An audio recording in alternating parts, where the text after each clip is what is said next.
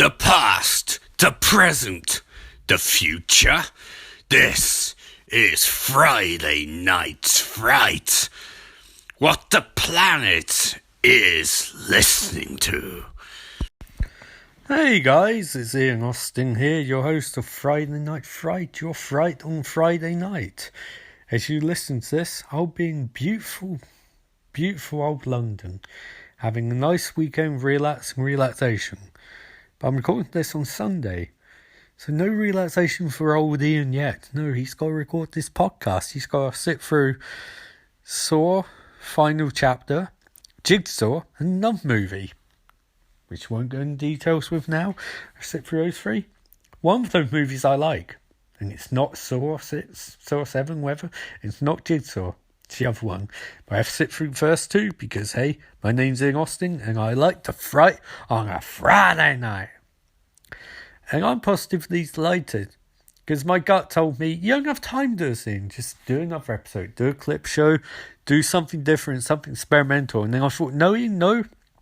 No, Ian, no. You have to do this. You have to follow through. You have to follow through. It's important to follow. You know, you've got to follow through. It's important. You have to follow through. So I have to watch these movies. I don't want to. I would rather not. I would like very much not to have watched Saw 7 or Jigsaw, because I know they're not going to be very good. And make matters even worse, I paid £3 for Jigsaw in CX because I couldn't find it anywhere on any streaming service. So I have paid for it and have to not enjoy it. It's weird that you have to pay for things you don't enjoy. But that's neither here nor there. Relaxation comes after intense stress. And intense stress comes after relaxation. So it's sort of a hybrid thing there. Anyway, I'll be back after the brief word from our sponsor to do a preview of Saw 7. So, you know, I have that to look forward to, don't I, ladies and gentlemen?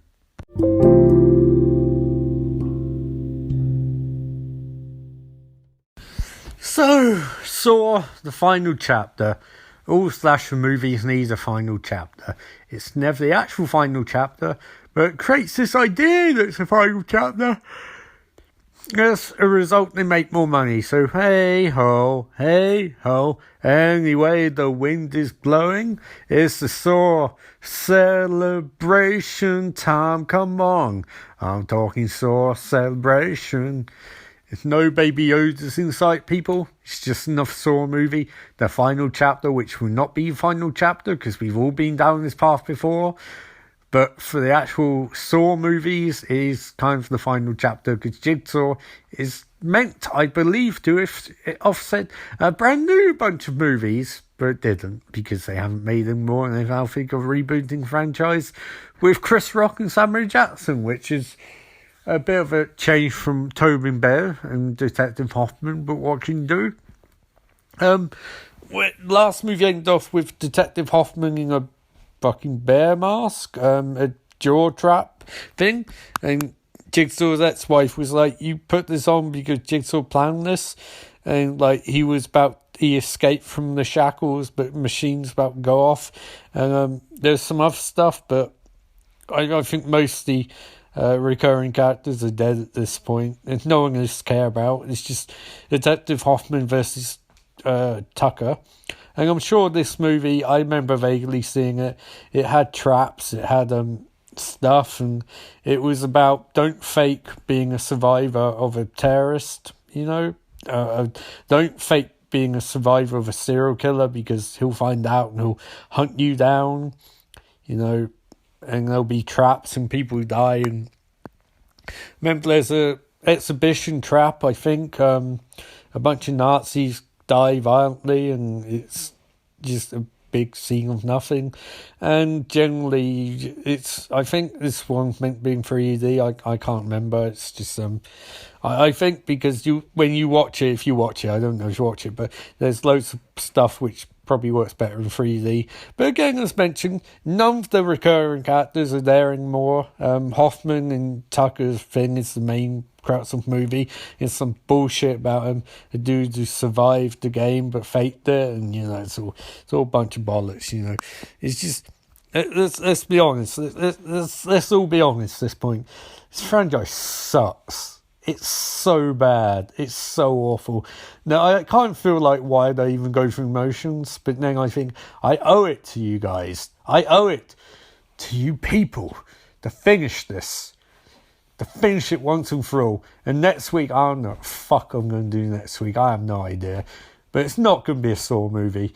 So, without further ado, let's stop this preview bullshit. Let's just cut to the chase, cut to the core, and finish the Saw movies and move on to Jigsaw and the movie after that. Let's finish it. Let's finish it. As Jigsaw would say, live or die. Well, I choose to, live and die a little inside. So I'll be back in a sec with my Saw final chapter review. Hey guys, I just watched Saw 3, the aka final chapter, and it's awful. It's really awful. What do you want me to say at this point? It's a terrible franchise. This is a terrible fucking movie, and I'm not necessarily the best mood, to be honest, because I don't like watching these Saw movies anymore. I don't like doing it. It's not fun. It's irritating. It irritates me on a deeply, deep level, and I just think, what's the fucking point? Seriously, what's the point? I mean, to entertain you guys, that's a fundamental point. I get that, and that's why I do it, and I make a podcast every week, and I completely understand that. But flip side's being that I have lots of things I like to do with my time, you know? There's other things, there's other movies I'd like to watch. For example, Inside Llewellyn Davis is one of my favourite movies at the moment. Coen Brothers, starring Oscar Isaac as Llewellyn Davis, and Carey Mulligan, Justin Blake, and John Goodman. And it's a really, really, really good movie. But I watch a movie like this, and I just feel bad because I know podcast suffers when I watch really good movies. Which is silly, because why shouldn't I be able to watch good movies, or wrestling, or other things? Why shouldn't I be able to do them? But it vexes me, because I'm someone who does actually take quite some pride in what I do. I know it doesn't show in the execution of the episodes, and I don't edit them, and all that shit, but I take pride in doing it and putting up a product every week. So why should I feel bad about watching other movies? Good movies. Why should I feel bad about it? Well, fundamentally, I feel bad about it because it's Time Tone Waste podcast. Whether I like it or not, it is Time Tone Waste podcast. And anytime I relax is Time Tone Waste from podcast. But then I stop and I realise I watch crap like Saw, actual crap like Saw 3D, a final chapter, aka Saw 7, actual objectionable, uncomfortable, nasty, just generally risible cinema. And I watch it and I make fun of it, and we all hopefully have a good laugh. But at the end of the day, why? Why bother? Why bother? You know, there's no reward for these movies whatsoever. There's no reward. There's no upside to it.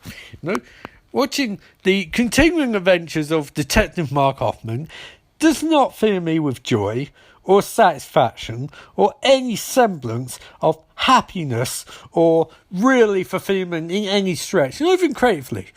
You might think I'm being mean and I'm being angry for angry's sake. No, I'm genuinely a little pissed off with these movies and having watched them, and I'm fed up, and I'll be really glad when this episode's over and I never watch any of these goddamn Saw movies ever again, because I'm genuinely pretty goddamn angry right now, you know? I'm not even going to try and hide it. My blood pressure's probably off the roof, you know? It's probably really fucking high right now. But what can you do? What can you do is that watch more of these bloody awful Saw movies. And I got one left, I got Jigsaw left, and then I got the movie which is actually enjoyable, although maybe it'll be tarnished with the Saw crap. And I won't enjoy it anymore. Maybe I won't enjoy it anymore. No? Maybe I won't. And also, on the flip side, I watched some wrestling today, and I really enjoyed that. But then I feel bad about doing that. That's time out of my life, and I don't really get that time back. 4 hours, and, you know,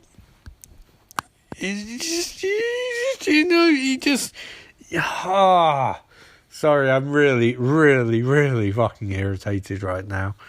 Oh, wait, what can you do? Saw 7 final chapter. What was the plot? there was a guy, and he was he irritated Jigsaw in past life by pretending to be a survivor from Jigsaw's traps, and then despite the fact that John Kramer's a household name, this guy kept promoting his book. Like, did he not realise that guy who met book signing was John Kramer, aka Jigsaw? Maybe should lay off the fucking like books and shit. Like, you know, he's kind of weird. And also, when did he get a book deal? Because John Kramer, I found out he was Jigsaw like, what, 6 months ago, movie time? Yeah, he's already got book signing. But, like, it just, timeline doesn't add up. How long should Jigsaw be murdering people for? Enough time for this guy to get a fucking book deal and be on national TV? Like, there's no timeline which makes any sense in these movies whatsoever. And that's fucking infuriating too. So that fact, now, I can't work this shit out. In any stretch of the imagination, how long has this fucking franchise been going for in terms of, like, in movies timeline, what year is it? These movies take place in close proximity to each other, and that doesn't really work because, you know, continuity errors, and, like, Jigsaw dies in part 3, but in, like, part 4 and 5, Jigsaw's on the cover of Time magazine, and so, like, wait, how does that make any sense? Like, he's got a movement going, like 3 weeks after he's, like 2 weeks after he's died or whatever. And like then they say they questioned Jill Tucker for 100 hours, but like Jigsaw only died like 3 weeks ago, and you only found out he was a Jigsaw killer like, what, 4 months ago? I don't know, it's just, it does make any sense. But generally I'm pretty irritated, you know, it's the movie, it's Saw franchise, and it is a few other bits and pieces, but I won't go into them here. But just, you know, like really fucking wound up, and these Saw movies are a big reason why. I'm just so tired of the lame-ass pseudo-intellectual attempt at horror. It's like they're trying to say something about human condition. I understand that, and I respect that, and I do think more horror movies should be doing that, but this franchise does it so badly. You know, it's like, live or die, it's your choice. I don't murder people. They make the choice themselves. And then you just think, you make the nastiest traps, Jigsaw. You and your accomplices make nastiest traps, most misogynistic bullshit. You guys really fucking do. Like, you know, there's a scene in this movie where Hoffman's bashing Jigsaw's wife's head off the counter, and he calls it a C-word. He calls it the C-word. And you're just like watching it, it's like, what the fuck? Like, you arsehole. Why would you mention that? Why would you bring that word up? You know, male writers using that word in that scene, in that context, is some misogynistic bullshit. It really is. And I want Pat Stapleton back as like a hardcore feminist or something like that. No, because I'm a guy, you know, I've said things which are horrible in the past. I'm not perfect by any stretch of imagination. But like, to write that into a movie, that's weird. Like, I'm a pretty weird guy, but that, even by my standards, that's messed up, you know? It's like, you have to understand that these movies are predominantly made by men, and as such, they are problematic in so many ways. And at the same time, you have to acknowledge that they can't write male characters worth a damn. The female characters, they sure as shit aren't going to be able to write worth a damn either. But they write them so badly. Like, take last movie, for example, when one of Strahm's detectives came back and revealed that she faked her own death to work out who Ratting's partner was. And then she dies like 2 minutes later. And it's like, what? No, like, casting Julia Benson last movie, and she's given nothing to work with. Casting fucking, I don't know whether her name is as Mando, she's given nothing to work with, you know? Like, casting Dina Mayer, and she's given nothing to work with. There's a pattern here, guys. There's a pattern. And all while Tobin Bale shows up for his flashbacks and all that bollocks, and, like, you know, the bullshit with Dr. Gordon coming back, and he's flashback. His Snape is a hero style flashback where we see how he interacted and what he was up to during last batch of movies and all that. And you just sat there watching it and you just think, what a load of shite in so many ways. He's literally just there to work out many of plot holes that you put into movies of logic gaps beyond compare. That's the only reason Doc Gordon's fulfilling this role, because it doesn't make goddamn bit of sense. It really doesn't. Because first question is, where's his wife and kid? Second question is, why the fuck does John Kramer not take him to hospital? Third question is, does anyone wonder what happened to him? Don't cops ever interrogate him again? Because he survived the jigsaw trap. Maybe that's something they should focus on. And the other part is, fucking jigsaw support groups. That's a bit much. That's a bit bollocks. So generally, I didn't like this movie at all. I thought it was dumb. I thought it was really, really badly made. And mostly, this is the important thing, I genuinely am sick to death of these fucking movies. I'm sick of watching them. I'm sick of commenting on them. I'm sick of having to sit through misogynistic bullshit. I'm sick of the fact that at this point, I would not argue with people who said these movies were torture porn, except I would point out porn elicits a response, maybe not necessarily the response you would want, and these movies do not elicit any kind of response other than repulsion, because they are terrible. It's true. It's like, you get Keystone Sandbox, you make a horror movie, you get to make a horror movie, you get work for studio, you get basically a crash course in how to make a movie, and you make this.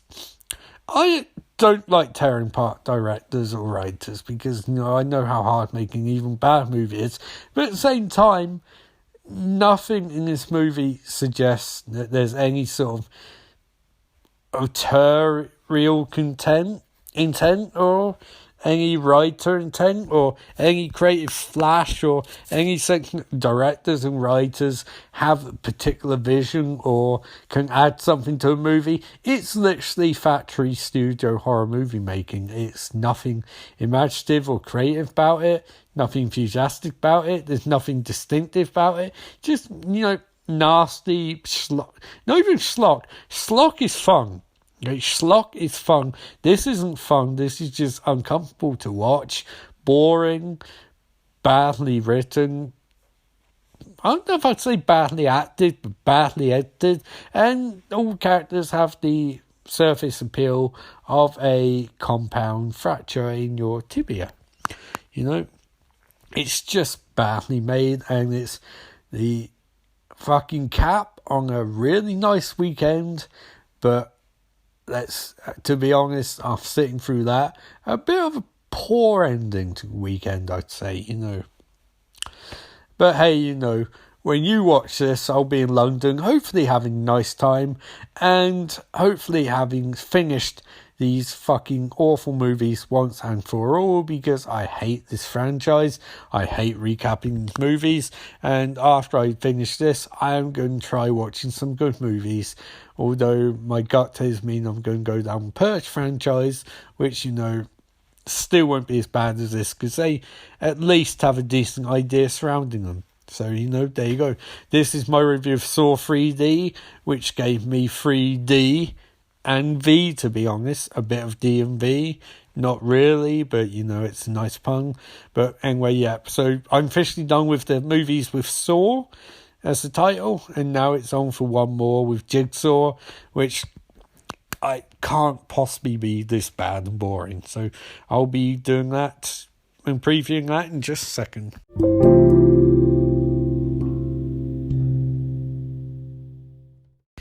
And so it comes to the almost end of the Saw-related reviews, thank the Lord.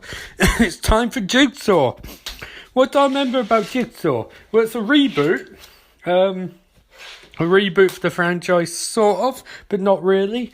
It ignores the fuck out of the rest of the movies completely, because it wants to introduce a new Jigsaw apprentice who's never been seen before, or alluded to before, or even hinted at, and he already had the secret apprentice.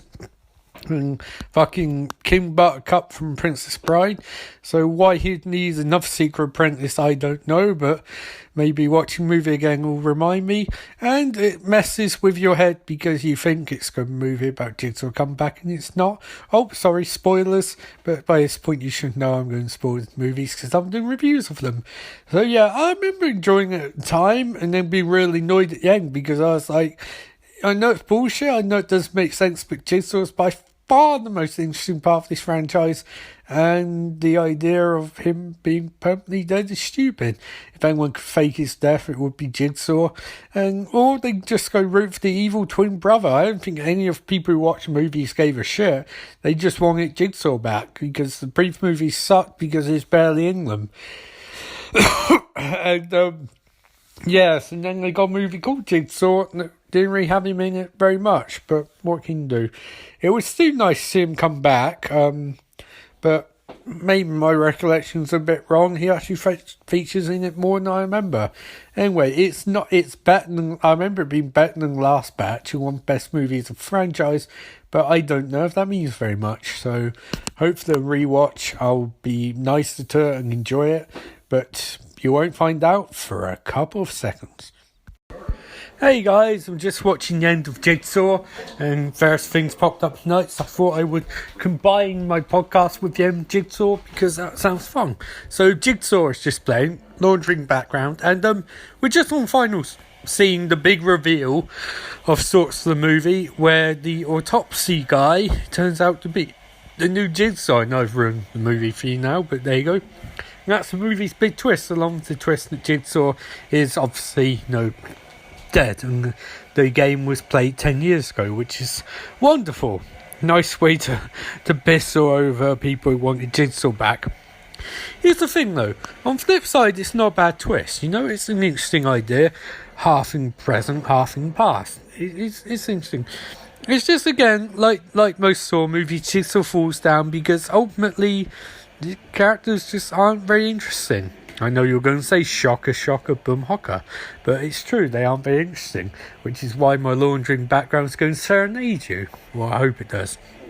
So we get our big montage of things that happened and, all the stuff that led to stuff and things like that, how new Jigsaw created his voice and all the clues that were prevalent from the start, including the fact that apparently he's a master shot.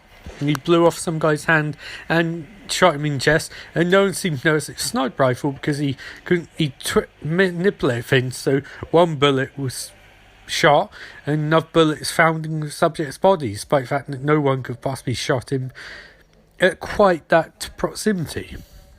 Or would possibly indicate the bullet shot from sniper rifle across the way would obviously hit with different velocity than bullets shot at point blank range. We get some fascinating bits, the jigsaw pieces and all of that. And I say fascinating because you remember that chapter in Harry Potter, the one where you finally saw Snape's story through Snape's eyes, and it's like, that's really cool, really interesting, fascinating little. So it's kind of like that. They want to explain everything happened in the franchise and really get a sense of, hey, this is what this guy did, this way he did it, ha ha ha, and he was Jigsaw's secret apprentice all this time. And he's Jigsaw's secret apprentice because Jigsaw loads him up for too much medication in game and decides he's going to save this guy's life because no one should die because of an honest mistake. Except for his problem. Jigsaw looks younger in this movie than any other movie. And I get that it's set 10 years ago and all of that, but at this point he's meant to have cancer. But he's shaved all his hair off. He's working with a new apprentice. No mention of Amanda from the first one. No mention of Dr. Buttercup, We reveal that this guy is the reason Jigsaw made the bear trap, but haven't heard of him in the entire franchise. That's ultimately the problem. Retcons are fine. I don't mind retcons in theory. I have no problem for retcon now and again because I understand that sometimes you get ideas later in the process that actually do influence and do shape and do improve the material you're working on. But the problem is, in series like Saw, it doesn't really work because, that's aggressively laser trap. It doesn't really work. And I'll tell you why it doesn't really work for a number of reasons. Reason number one, okay, so go back 10 years, but Jigsaw's traps are far more technologically advanced 10 years ago than they are today. Or in present when he is alive. That's problem number one. That's a big problem. Because if you want to imply that Jigsaw with cancer look younger, that's fine. No, I understand that. Doesn't really work because he looks pretty old in the original batch of movies, but fine, you're starting off a new franchise, great, whatever. Because clearly this is ignoring what happened before, to a large extent. But traps look different and higher tech. That doesn't make any sense. Because the whole point of Jigsaw was that he started with these grim traps and then he worked his way up to the ludicrous ones when he'd earned his fortune. But he hadn't his fortune this way. Problem number two, Jigsaw himself. This is not the Jigsaw from the original movies by any stretch. And I know you can say, oh, this is like Thanos in Endgame versus Thanos in Infinity War. So younger Jigsaw hadn't learned all problems that caused by traps and all of that. No, and version of Jigsaw we saw have been beat down by life. But this version of Jigsaw in this movie is meant to be beat down by life, but he hasn't been beat down by life, you know? He's been, for lack of a better term, mollycoddled by life, you know? So much so that he has an apprentice. He has his own little apprentice. Sorry, I thought the laundry's been too loud, so I'll come back in the bedroom. You know? He has his apprentice, and he has one main apprentice, but the reason he chose Amanda, the reason he chose Carlos, was because they wronged him.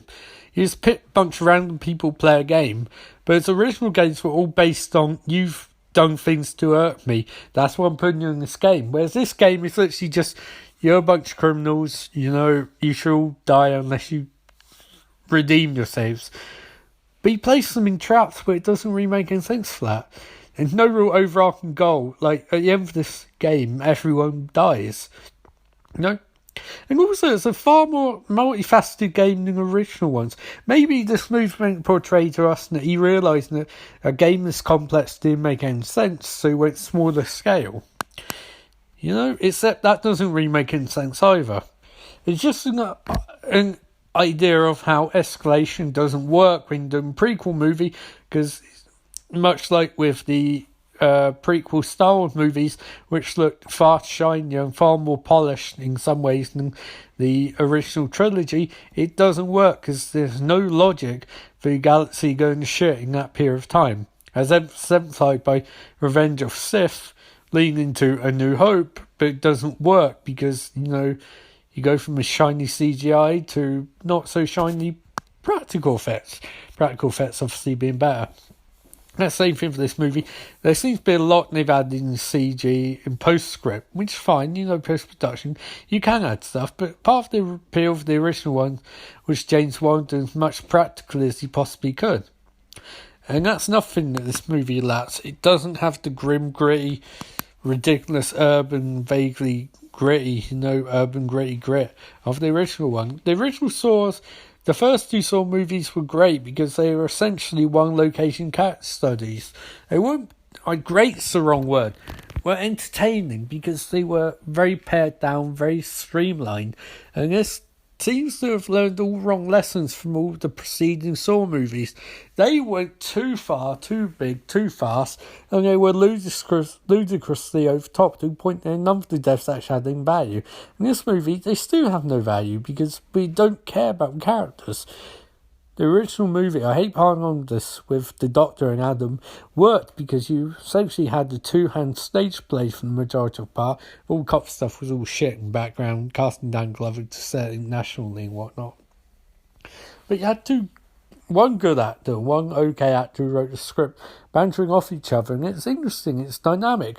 And then the second movie obviously did the same from Donnie Wahlberg and Tobin Bell, aka John Kramer, and it was again dynamic and interesting and fascinating and quite enjoyable to watch. But this movie doesn't do that. It decides it's going to go again for an ensemble cast, but unfortunately too many could spoil the broth in this occasion, because no one's really given anything to work with. They're horrible people who are horrible people in the same way that they're horrible people were horrible people in the other Jigsaw in the last couple of Jigsaw movies, where there's no real flash, you know, no real panache. And that's the problem. There's no flash and panache. So, Flashing Panache, I don't even know I'm talking about Ray. But I think you sort of get what I mean, whereby the fundamental problem is that the characters aren't developed, so we don't care what happens to the characters. So when they die in increasingly ridiculous ways, it doesn't really mean anything. It's just a bunch of noise. And that's how the Saw Jigsaw franchise ends, with a bunch of noise. I'm not going to criticise Tobin Bale because I think he's really good as usual. I'm going to criticise the fact that none of these characters stand out, even new Jigsaw again. And I get it. You did what they wanted to do, a new sort of reboot. They want to continue franchise and all that. But they went about it in the wrong way. And really, I know everyone's going to say, Jigsaw died on the screen, we saw him dead, they did your autopsy, he's fucking dead, and get over it. And look, I concur with that. He is absolutely 150% dead. I just feel, who gives a shit about realism? This is a movie where a guy who's dying of cancer refused insurance treatment, and despite having an incredible fortune, does not spend on cancer treatment, but spend it becoming a vigilante who doesn't murder people, who gives them choice and they end up murdering themselves. This franchise went through the fucking windshield, aeons ago. It's in Narnia. It's been in Narnia for years and years. Jigsaw is a supervillain. Supervillains can fake their own deaths. There is no way you can tell me that Jigsaw would not fake his own death when you realise the bunch of fucking morons he is allied with. And there's a simple solution. It's so simple. Jigsaw faked his own death as part of the game. He's running a game on Dr. Gordon. That's how you bring franchise back. He's running game on all his apprentices.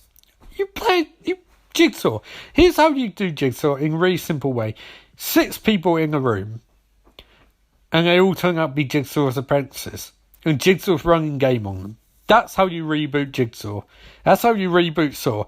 They don't realise that Jigsaw is fucking them. They think it's from beyond grave. They think they know what's going to happen. And then Jigsaw merges at the end and it's like, you fuck. You bunch of fuck. You fuck. You murdered my wife. You dead, Hoffman, you fucking fuck. You prick. You Princess Bride, motherfucker. You doctor. You don't hang out with your kids anymore. You're dead. You Amanda's twin sister, you knew what was going on, you did nothing, you let her take fall for it, because Amanda was high all the time, she thought she pushed that door, she thought her boyfriend pushed that door into my wife, but it was you, Amanda's twin sister, stuff like that. But seriously, the idea of a game being run on all Jigsaw's apprentices, and they have to survive the game, and they find out gradually they all work Jigsaw, and they find out that they're all susceptible, for all of that. And then you do reveal of military guy being Jigsaw's apprentice all along. That would be cool. That would be interesting. Or even have Jigsaw in the game wearing a fake mask, or a face mask or something. And he takes off at the end to reveal he was Jigsaw all along. That would be amazing. That would be a cool movie. This was just decent. I mean, compared to the last batch of Saw movies, this was pretty good. But at the same time, it's not exactly a rousing success, particularly, is it? So there you go. There's Jigsaw. I would give it probably 2.5 out of 5. It's watchable. It's decent. I wouldn't say it's the best Jigsaw movie. I wouldn't say it's the worst Jigsaw movie. I would say it's definitely a Jigsaw movie, which is a compliment. But I'd say it's a shame that it didn't really start a franchise, because at least this is po-faced as it was, and too serious as it was, and didn't really develop any interesting characters. It wasn't aggressively awful like last batch, and it could have worked from here and done something interesting. You could have always done Jigsaw as a live reveal for the next movie, but they seem to have just decided that they're going to make a movie with Samuel Jackson and Chris Rock, which is intriguing, but to be honest, if it doesn't have John Kramer in it, it's not really Jigsaw. He is iconic at this point, even if movies are not. So that's Jigsaw review. Finally, I finished all Saw movies, and time to announce my super secret bonus movie loosely connected to Saw franchise, which I will do right now. I'm going to be previewing the 1980s classic schlock horror movie Pieces in just seconds, one of my favourite movies. So I'll be very enthusiastic to do that, but I'll be back just in one sec.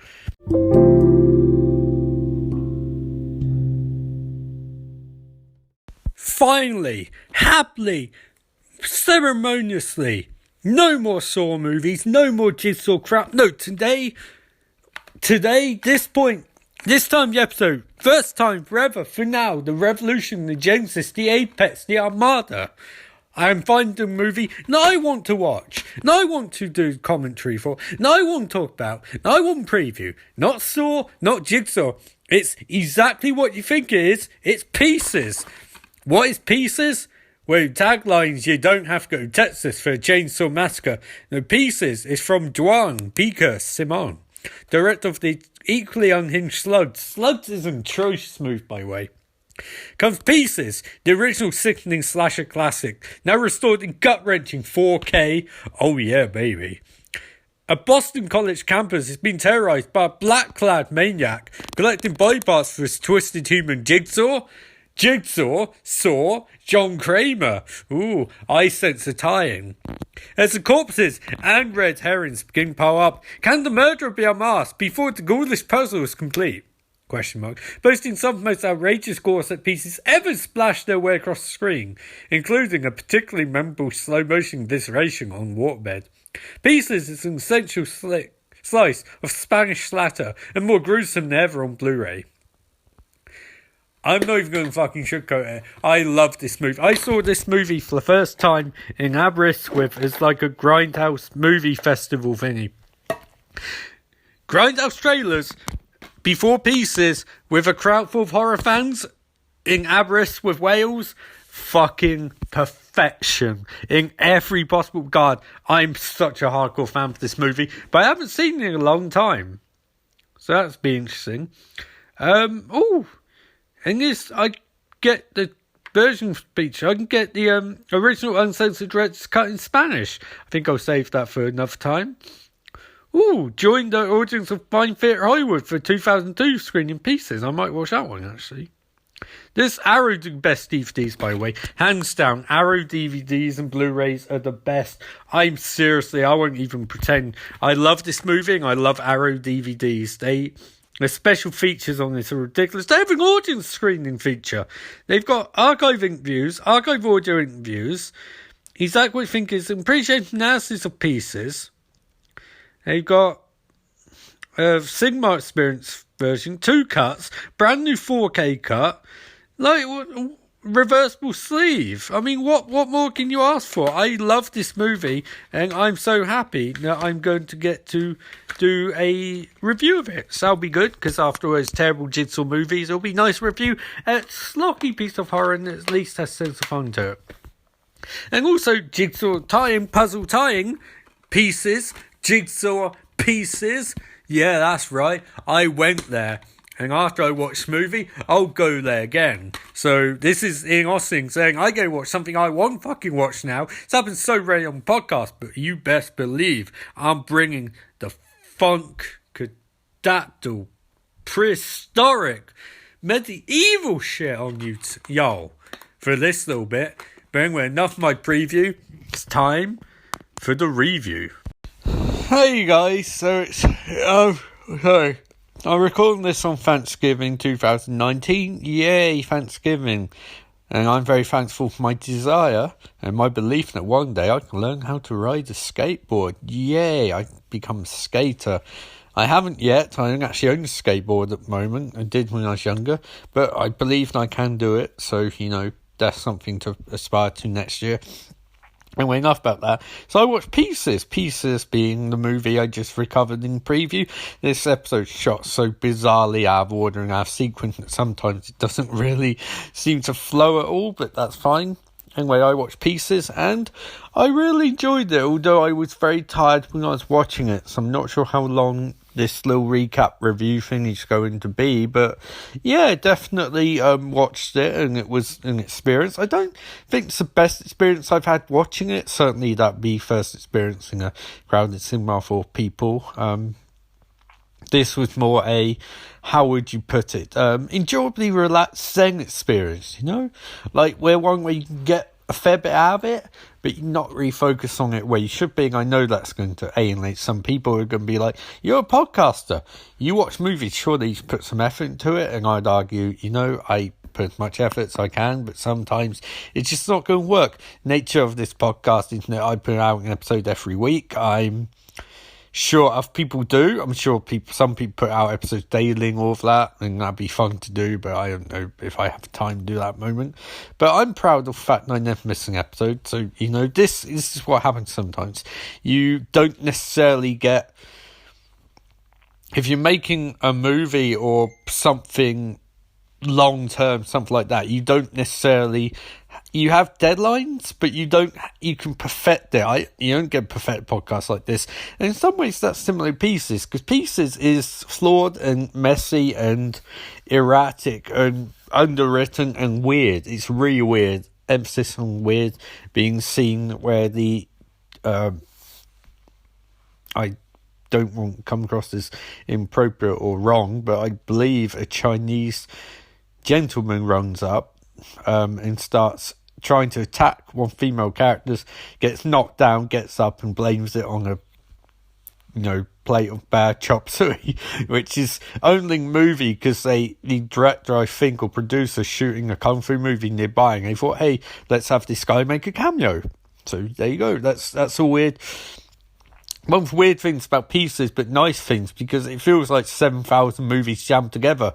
And it's very un-Hollywood, obviously, as it was shot in Spain mainly, bits in Boston, mainly in Spain. It's one of those movies like Zombie Flesh Eaters where it's a mix of native English-speaking actors and or American actors, speaking American English, and Spanish actors. So it's quite a joyful, bizarrely, badly dubbed hybrid, if you will. And I kind of like those ones because they feel more adventurous. They feel like, instead of being what America is, or what Spain is, they feel like a Spanish interpretation of America, so you're not going to get the by-the-rote style movie you would have got in America. The American movie would have much tighter structure, probably more character arcs and that sort of thing, whereas this movie feels very freewheeling, which is kind of like this podcast. And I like that. I like freewheeling horror movies because they feel more inventive and more interesting. And this definitely is inventive and interesting, even if I don't necessarily know, so I'd go so far as to call it good. It's classified, I believe, as a video nasty. Indeed, I remember interacting on message board a few years ago with a couple of people who were telling me it was a nasty piece of cinema, and, not one they'd recommend to anyone. And I can understand that. It's very violent. It's very violent in the same way Zombie Flesh Eaters is very violent, where you'll get something like a Scream or a George Romero zombie movie, and they're both exceptionally violent, don't get me wrong, but they still, to a degree, have that tightly plotted American sense to them, whereas Zombie Flesh Eaters and Pieces don't. So they are a bit more interested in the gore sequences, as it's emphasized in this movie, by seeing where a character is stabbed to death, eviscerated even, on a waterbed. And it's stylistically, it's incredibly shot and performed and choreographed, but it's also really, I'm okay with horror. It doesn't anger me or upset me, scenes like that. Maybe it should, I don't know, maybe it's something I should see a psychiatrist about, but I appreciate the art involved, because you're watching it thinking, how have you they came up with such a specific idea, and such wonderfully choreographed and visualized idea, and that you just watching and thinking, this is actually a good piece of direction, and conceptualization. And it even goes back to the way Killer looks. There's a few scenes where you see him behind the door, and Killer's lit completely in shadow. So you just see the hat and the outline, and it's a beautiful, beautiful shot by any metric. It's terrifying. The music adds to it with it, and it's something straight out of Brian De Palma. It's early Brian De Palma sort of blowout. Brian De Palma, Dressed to Kill and all of that stuff. But you're watching it and thinking, that's a really, really good shot. And I know people, I'm one of them, make fun of Pieces being a really cheesy movie. In a lot of ways it is, as you can see by characters like Willard the Gardener, who is one of the greatest the greatest red herrings in the history of cinema by any metric. He's so obviously the bad guy, except he's not. And it's like they told the actor, you are the killer. That must be what they told him. He plays it so arch. And it's perfect because red herrings only really work if you genuinely believe this character could have done it. If the actor actually thinks it, it makes it more interesting by a large metric. And then you get the glorious character of Kendall, the high school student who pretty much joins the police force, and that's enough surreal thing. American horror movies usually have the kids and cops work in close proximity, but this one, they pretty much all but say to him, you should be a cop, you come join us when finished college, and you're like, that's not how it works. And cops are fascinating too. It's a very Columbo-esque portrait. That's the other thing I like so much about this movie. I like the fact that it's got a lot of cop stuff, but it's funny, it's bizarre, it's taking its inspiration from shows like Columbo and Kojak, and it's like these weird cops and weird dynamics and don't feel like anything a cop would actually do, but it's interesting. You watch something like Saw, I'm saying interesting a lot this week, you watch something like Saw, the cops aren't interesting there, they're just cops, and that's fine, there's nothing wrong with that, but Pieces feels like this weird mini universe where they're just weird, eccentric, borderline bizarre and esoteric, I guess, cops, very odd looking characterization. Right down sending one of their female cops in as a tennis inspector or tennis coach even, and so that's just there because the woman they send in can play tennis, so she has a 2-minute exchange with someone where just knocking the tennis ball back and forth. And that's the other thing, the movie's in no rush again, so you get to savour this bizarre universe that doesn't really make any sense. And how does this connect Saw, you're wondering? Well, I'll get to that. First, I'm going to do the review number part of it. By the metric of it being a genuinely good movie, Pieces is probably 2 out of 5 at best, because there is difference between being genuinely great and so bad and so fun, it's enjoyable. So Pieces 2 out of 5 is generally a great piece of cinema. It's messy, it's flawed, it doesn't really make any sense, and it's obsessed more with style and substance. But on the flip side, if you're looking at it as a movie, as a schlocky horror movie, I would say last night's viewing was probably 4 out of 5. I'd say previous viewings have been 5, but I'd say it's a fucking wonderfully schlocky horror movie, very fun, very silly, very bizarre, very surreal, and just generally a cracking good time. I'd recommend it if you like schlocky horror movies, and if you like badly dubbed foreign European American hybrid dubbed horror movies, I definitely would recommend it. But just watch it with a bunch of friends, chill out. It's better than something like Slugs by the same director. Slugs is kind of gross and bad. Not bad, but it lacks the wittiness of Pieces, where Pieces almost feels parodic in a sense. So, definitely watch this. And how does it connect Saw? Well, obviously, Pieces deals with a jigsaw puzzle, and I feel like you could have it take place in the same universe as Saw. I feel like Kendall could have grown up and become John Kramer, because they do look somewhat similar, Kendall and John Kramer. It's nothing saying John Kramer was his name is given at birth or anything like that. So who knows, maybe the experiences in this movie messed him up so much he became John Kramer. I mean, I get the impression John Kramer's meant to be in his 40s, and that works out timeline-wise. So, I think that. I think Kendall could have grown up and become John Kramer, and think the idea that he was so scarred by these experiences and he buried them deep, fell in love, got married and all of that, and then after the car crash and cancer scare and divorce, he was become a serial killer. That worked, yeah. And also, the name Pieces, Saw, Jigsaw Pieces. I think that's quite apt. And someday I'll do a piece of borderline fan fiction where I actually go in detail on this theory, but that's my theory for now. And Kendall's work with police would obviously help John Kramer, when he becomes John Kramer later on, avoiding police and also coming up with traps, because he's got an anthropology professor, Kendall's clearly smart enough to become a cop and all that, and he's got some sense of philosophy. I mean, it's not a great theory, but I'm not theory guy on YouTube or whatever his name is, so what can you do?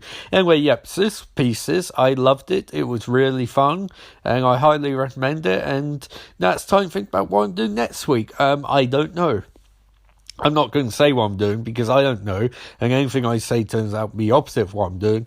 And also, I'm going to London all this weekend, so when I get back, I'll figure out what I'm going to do next weekend for the first episode of December. So, there you go. I'll be back in sec with the epilogue. So, there's another episode of this brilliant, illuminative and informative podcast. It's nice to review something that's actually good for a change. I don't see them do that very often, which confuses me. But also, it's nice to finally finish the Saw franchise completely, because it was god-awful in every conceivable way, and I think it shortened my life by about 4 or 5 years. So thank you, everyone involved with these terrible, terrible movies I've had to endure the last few weeks, and I hope I never watch them ever again, which is probably a bad thing because it costs lots of money buying them. I had to buy Jigsaw 2 twice because the DVD version broke and had to pay $3.99 for it on Amazon. And they didn't even differentiate between HD version and standard definition version, which was very, very, very nice, because it would be nice to not have to see all that rubbish in high definition and see how badly the effects have aged. Yeah, so Pieces was great. Jigsaw was rubbish. And what else can I say other than I'll see you next week for another fun edition?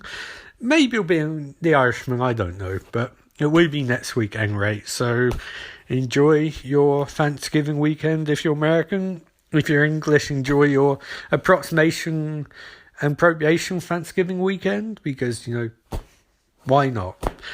Until next time, remember, life is beautiful, and the sort of crap movies I watch are definitely not beautiful. Laters.